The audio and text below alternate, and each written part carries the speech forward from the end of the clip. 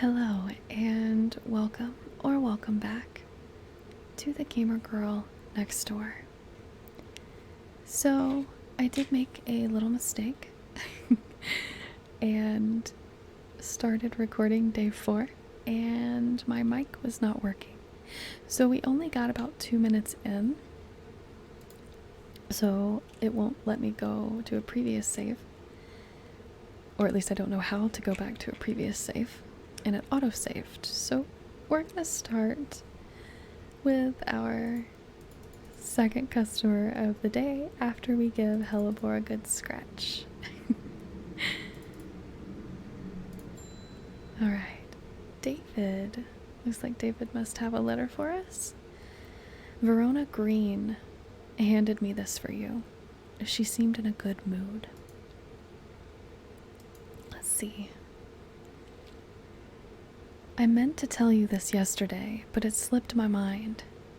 I discovered a plant on a recent trip to Grisdale Forest, just northeast of Rusland.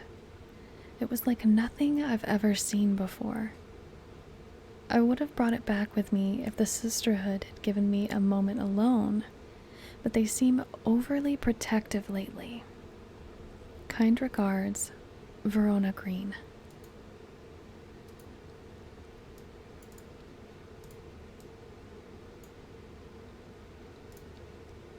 I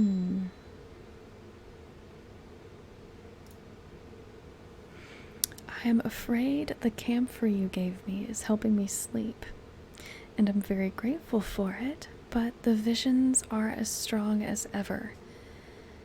The woman in the jade mask appears in my dreams every night.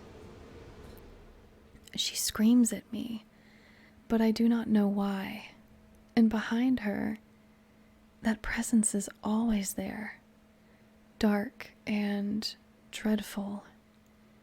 I don't know what to do. The dreams feel like a warning that I don't understand, a mosaic of color that refuses to come into focus. Some part of me wants to stare down that abyss, but I'm afraid. So, is this either or does she want both? Let's look at Candlewood first. Produces a red flower that provides a shielding effect, protecting against all manner of afflictions of the mind. Long, thin stems grow among tall leaves. Maybe this one? Maybe not. Thin stems. Maybe this one's it. Perfect. So we've identified Candlewood. Let's see if we can label it. Where did it go?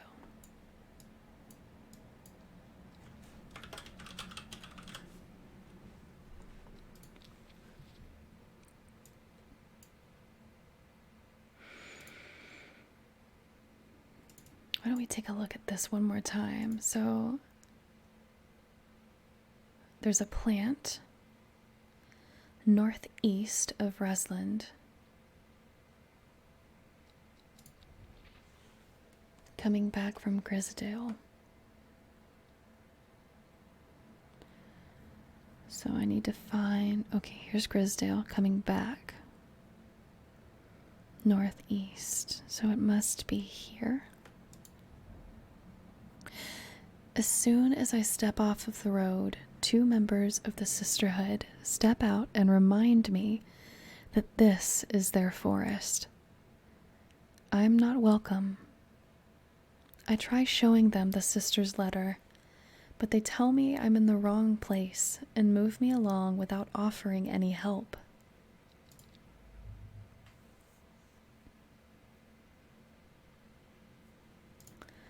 Well, that seemed like a bit of a bust. Guess we can ring in the next person, Miss Margaret. We don't come to Undermere often, but I heard about your shop, and I said to Francis we simply must pay a visit. It's a wonderful breath of a life in an otherwise dreary town. I'm the green-fingered one, and it's not really his cup of tea, but I persuaded him the trip would do him good. And besides, he'll be wanting to take a boat out on the lake. Shame about this awful weather, though. You must come to Sizergh. We have a small library with books on plants that my grandfather acquired many years ago. I'm sure they will be of interest to a horticulturist such as yourself.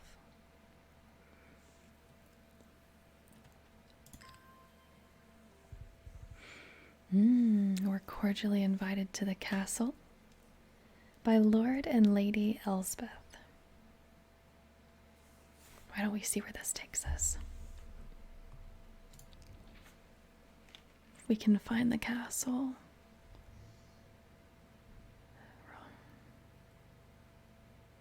I'm trying to go based off of the picture first.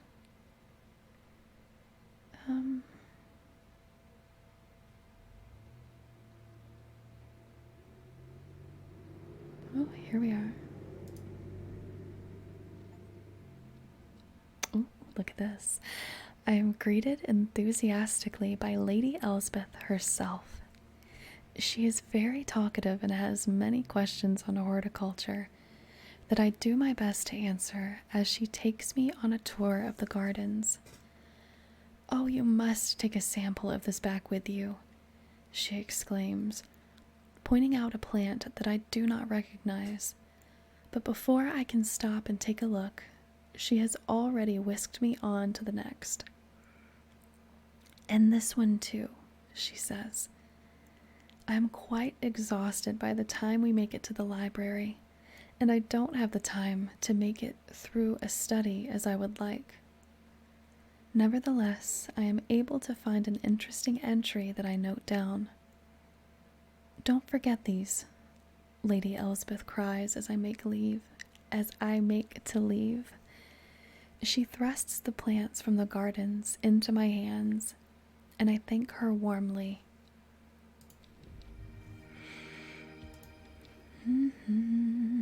These are beautiful.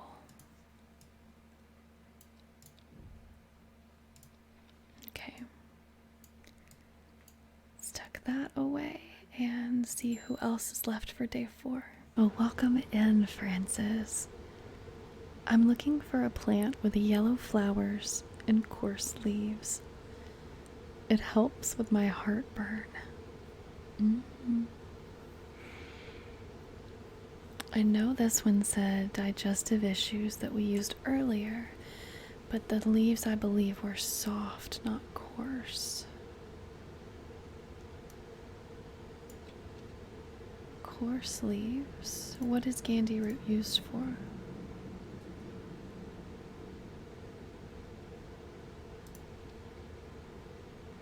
Medicinal properties that can aid digestive problems.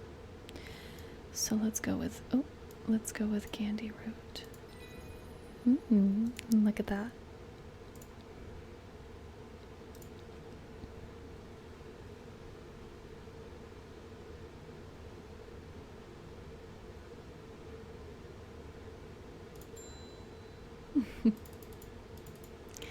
Miss Selena.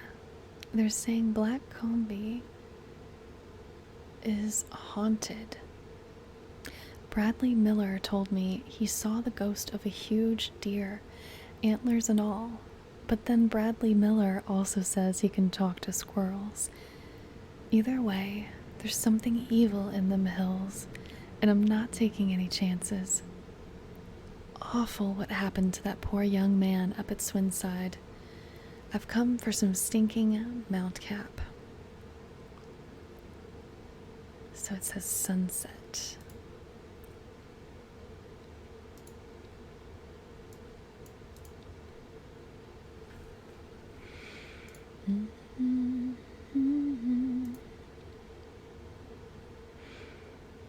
Okay. sunset mount cap is a type of fungus with domed caps, sometimes called stinking mount cap as a result of an unpleasant odor.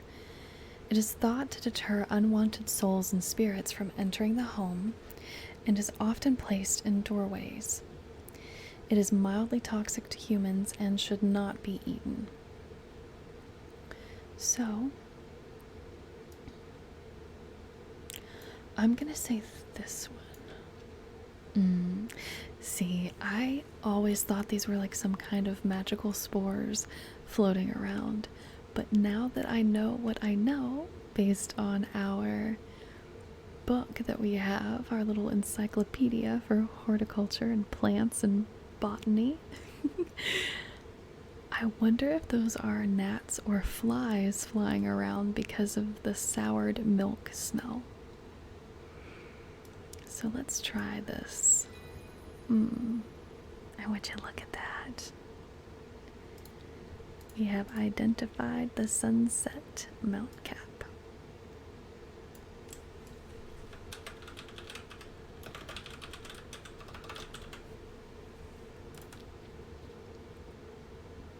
Alright, let's close out for the day and see.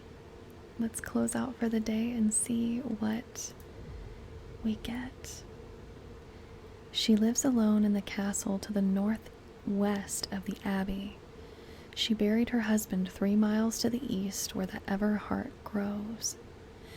At 15, her mother, strong, dependable, and loving, was struck down by typhoid.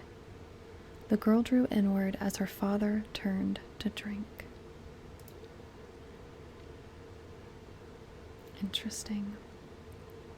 Well, I hope that you all have enjoyed day 4 of Strange Horticulture, and I just want to say how much I appreciate you for hanging out with me and relaxing while we play this murder mystery in this dreary town of Undermere. If you did enjoy this, please go ahead and like, comment, share, and subscribe, and I'll see you next time for day 5.